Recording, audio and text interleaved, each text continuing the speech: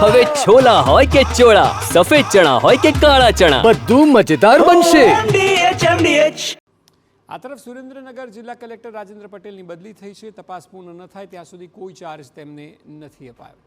Waiting in પોસ્ટિંગની કેટેગરીમાં મુકાયા છે. સુરેન્દ્રનગર ડીડીઓને કલેક્ટરનો ચાર્જ સોંપાયો છે. સુરેન્દ્રનગર ખાતે ગાંધીનગર ઈડીની ટીમ દ્વારા દરોડા બાદ કલેક્ટર રાજેન્દ્ર કુમાર પટેલની રાતોરાત બદલી કરાઈ. હાલ પૂરતો સુરેન્દ્રનગર જિલ્લા વિકાસ અધિકારી KS યાજ્ઞિકને કલેક્ટર તરીકેનો ચાર્જ સોંપવામાં આવ્યો છે.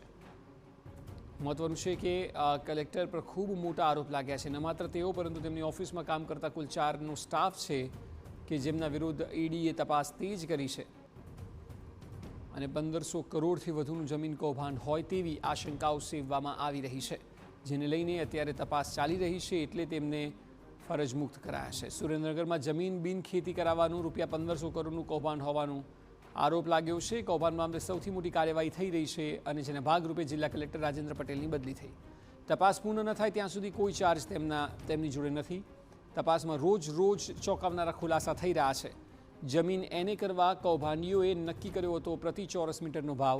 એનેની ફાઇલ માટે પ્રતિ એકર 40,000નો ભાવ હોવાનો આરોપ છે. અગાઉ પ્રતિ એકર રૂપિયા 25,000થી 30,000નો ભાવ હતો.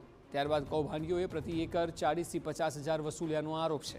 આ કેસમાં કલેક્ટર, નાયબ મામલતદાર, કલેક્ટરના PA અને ક્લાર્ક સહિત 4 લોકો સામે ફરિયાદ નોંધાઈ છે. સુરેન્દ્રનગર ખાતે ગાંધીનગર ઈડીની ટીમ દ્વારા દરોડા પાડવામાં આવ્યા છે અને નાયબ મામલતદારના ઘરમાંથી તો 67 લાખ રૂપિયાની રોકડ પણ ઝડપાઈ છે.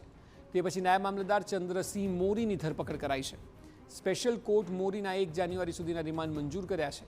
તો બીજી તરફ દરોડા બાદ કલેક્ટર રાજેન્દ્ર પટેલની રાતોરાત બદલી થઈ. કલેક્ટરના બંગલામાંથી 100 ફાઇલ જપ્ત કરાઈ હોવાનો દાવો છે. હાલ પૂરતો સુરેન્દ્રનગર જિલ્લા વિકાસ અધિકારી KS યાજ્ઞિકને કલેક્ટર તરીકેનો ચાર્જ સોંપાયો છે.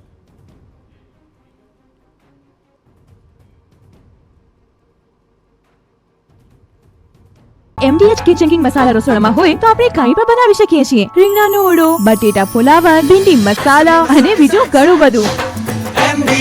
MDH